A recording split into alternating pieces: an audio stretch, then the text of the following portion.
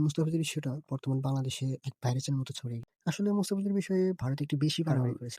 তারাই মুস্তাফিজুর রহমানকে ১ম এ নিলামে তুলে ৯,২০,০০,০০০ রুপিতে নিয়েছিল এবং কিছু উগ্রপন্থী হিন্দুদের আন্দোলনের কারণে, বিশেষ করে রাজনৈতিক ফয়সালা হাসিলের কারণে তারা মুস্তাফিজুর রহমানকে আবার নিরাপত্তার দোহাই দিয়ে বাতিল করে দিয়েছে। সেটা মোটামুটি কাম্য নয়। এই ইস্যুকে কেন্দ্র করে বিসিবি কিছু গুরুত্বপূর্ণ সিদ্ধান্ত নেয়। যেমন মুস্তাফিজুর রহমানকে দেওয়া এনওসি বাতিল করেছে। পাশাপাশি বাংলাদেশ ক্রিকেট বোর্ড যে আম্পায়ারটা ২০২৬ সাল টি-টোয়েন্টি বিশ্বকাপে পাঠাতো সেটাও পাঠাবে না। সেটাও না করে দিয়েছে। তাছাড়াও কিছু গুরুত্বপূর্ণ কথাও বলেছে আমাদের ক্রীড়া মন্ত্রণালয় থেকে। সেখানে বলা হয়েছে বাংলাদেশের সম্মানহানি হবে সেরকম জায়গায় বাংলাদেশ কখনোই ক্রিকেট খেলতে যাবে না। এছাড়াও মুস্তাফিজুর রহমানকে অসম্মান করায় বাংলাদেশের কিছু তারকা প্লেয়ারও মুস্তাফিজুর রহমানের পাশে দাঁড়িয়েছে।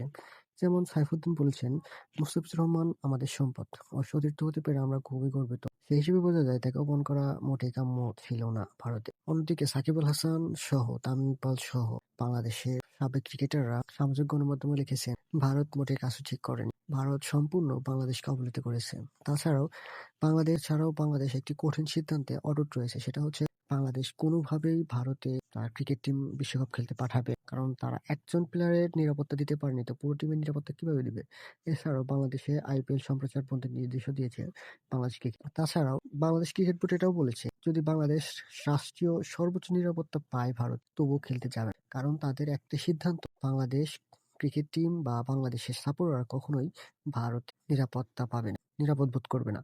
সেই হিসেবে বিসিবি একটা সুযোগের জবাব দিয়েছে। এটাই বাংলাদেশের পক্ষ থেকে। বাংলাদেশ কখনো কারো কাছে মাথা নত করবে না। বাংলাদেশের সম্মানের বিষয়টা আইন। তাছাড়াও ভারত এমনিই ঝামেলা করতে, বেশ করে বলতে গেলে তারা একদম মূর্খ জাতি। সামনে বিশ্বকাপের মতো একটা আসর, তার আগেও কেন তারা মুস্তাফিজ একটা প্লেয়ারের নিরাপত্তার বিষয়ে এতটুকু ভীত হলে কিভাবে হলো একটা নিরাপত্তা বিষয়ে এতটুকু ভীত? তাছাড়াও তাদের আগে থেকে ঝামেলা আছে ক্রিকেট বোর্ডে। আশা করব আইসিসি বাংলাদেশের ক্রিকেট নিয়ে ভাববে, কারণ বাংলাদেশ বিশ্বকাপ খেলতে চায়।